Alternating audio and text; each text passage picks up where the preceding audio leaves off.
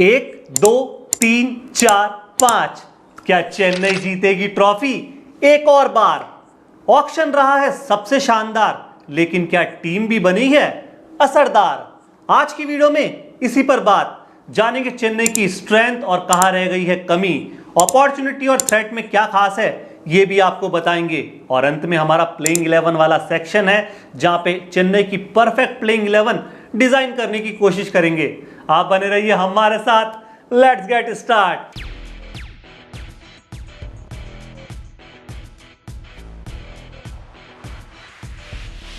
नमस्कार दोस्तों, welcome to the world of Ishan की आईपीएल हाइलाइट्स।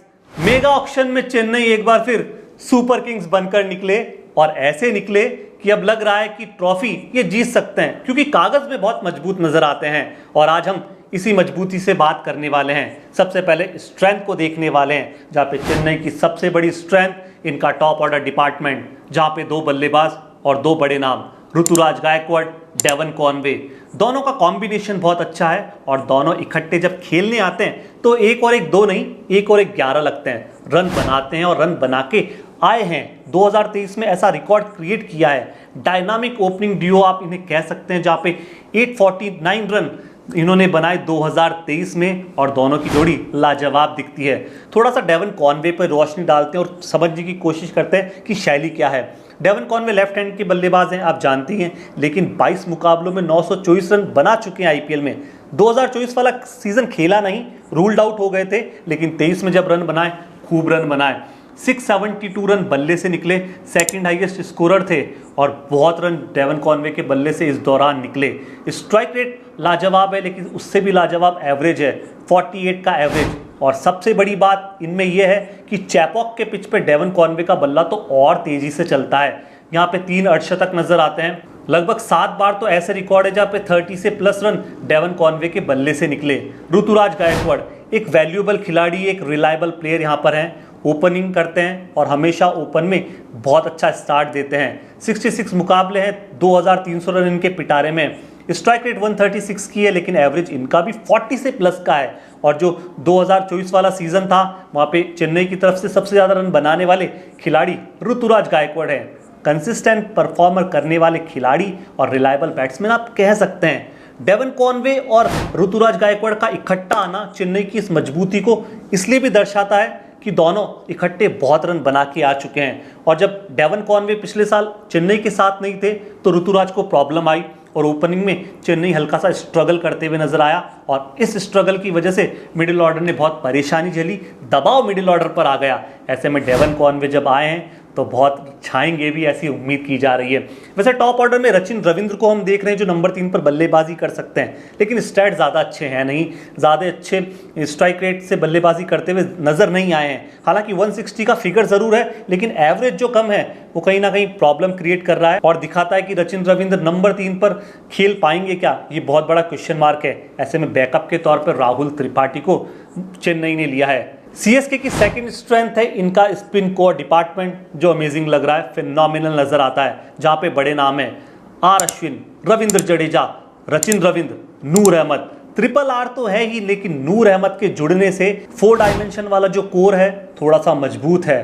चैपॉक की पिच स्पिनर्स को मदद करने वाली हुई और चारों प्लेइंग 11 में शामिल हुए, तो देखिए सामने वाली टीम में कितने ही बड़े दिग्गज हो, इन चारों के सामने ताता थैया करते हुए नजर आएंगे। रविचंद्रन अश्विन के रिकॉर्ड्स अच्छे हैं और 5th हाईएस्ट विकेट टेकर है आईपीएल के इतिहास में। चैपॉक की पिचेस इन्हें खूब भाती है। तमिलनाडु प्रीमियर लीग में देखा, जहां पे गेंदबाजी से बहुत कमाल करते हुए नजर आए, विकेट लेते हुए नजर आए, और व्हाइट बॉल क्रिकेट में लगातार विकेट ले भी रहे हैं, ये हमने देखा है। दूसरे रविंद्र जडेजा, इनके पास भी अपना एक अच्छा रिकॉर्ड है, एक्सपीरियंस खिलाड़ी है, और इनके पास भी चेपॉक की पिचेस पर विकेट निकालने का अनुभव आप देख सकते हैं। ऐसे में नूर अहमद की जो यहाँ पे वापसी हुई है, नूर अहमद को जो टीम में शामिल किया है, ऐसे में चेन्नई का आप स्पिन अटैक को 2 थम्स अप जरूर दीजिए, और ये तीनों बहुत कमाल कर सकते हैं। रचिन रविंद्र कभी कभार गेंदबाजी करते हैं, शायद मुझे नहीं लगता कि इन्हें गेंदबाजी का मौका मिलेगा, लेकिन विकल्प अवेलेबल है। स्ट्रेंथ में आगे बढ़ते हैं, और एक और स्ट्रेंथ मुझे नजर आती है कि नंबर ऑफ ऑलराउंडर्स यहाँ पर बहुत ज़्यादा है। रविंद्र जडेजा की बात की, जो 3 डायमेंशन प्लेयर है, बैटिंग और बॉलिंग तो करते हैं, लेकिन फील्डिंग में भी फिनोमिनल प्रदर्शन करके देते हैं, 10-12 रन हमेशा बचाते हैं। शिवम दुबे है ऑलराउंडर्स में है। सचिन रविंद्र की बात हमने की है, आर अश्विन यहाँ पे दिख रहे हैं। विजय शंकर जो गुजरात टाइटंस में थे, चेन्नई ने अपने खेमे में शामिल किया, ये भी एक ऑलराउंडर की भूमिका में दिखते हैं। और कंबोज खिलाड़ी भी बहुत अच्छे यहाँ पे लग सकते हैं। लेकिन जो वीकनेसेस है वहाँ पे थोड़ा सा गौर करना होगा। मुझे लगता है कि इस ऑक्शन में चेन्नई यहाँ पर थोड़ा सा चूक गई। और वीकनेस में सबसे बड़ा और पहला पॉइंट मुझे नज़र आता है कि इस पूरे स्क्वाड में गन प्लेयर्स नहीं है। ऐसे प्लेयर्स नहीं जो 150 की स्ट्राइक रेट के ऊपर से रन बनाए।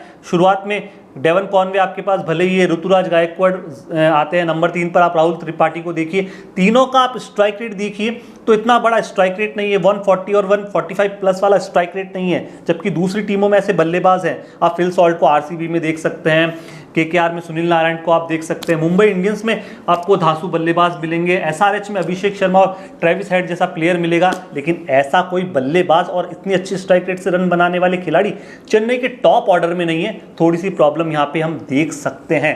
सबसे बड़ी प्रॉब्लम ये भी है कि जब आईपीएल में अब देखा जाता है कि हर तीसरे या चौथे मैच में 200 प्लस का स्कोर बन रहा है, तो 200 प्लस पे नहीं रहता, 225 250 तक पहुंचता है। ऐसे में जब सीएसके को हम देखते हैं और सीएसके के जब पिछले रिकॉर्ड्स को उठा के देखते हैं तो हमेशा 200 तक ही स्कोर बना पाते हैं। वो सबसे बड़ी कमी है कि बल्लेबाजों की स्ट्राइक रेट इतनी अच्छी नहीं है कि वो 250 तक स्कोर को ले जाए। दूसरी सबसे बड़ी समस्या मुझे यहाँ नजर आती है मिडिल ऑर्डर डिपार्टमेंट, जहाँ पे थोड़ा सा भरोसा कम बन रहा है। अब वो भरोसा कम इसलिए बनता है कि शिवम दुबे है, पिछले 8 महीनों से परफॉर्मेंस ज़्यादा अच्छी आई नहीं है।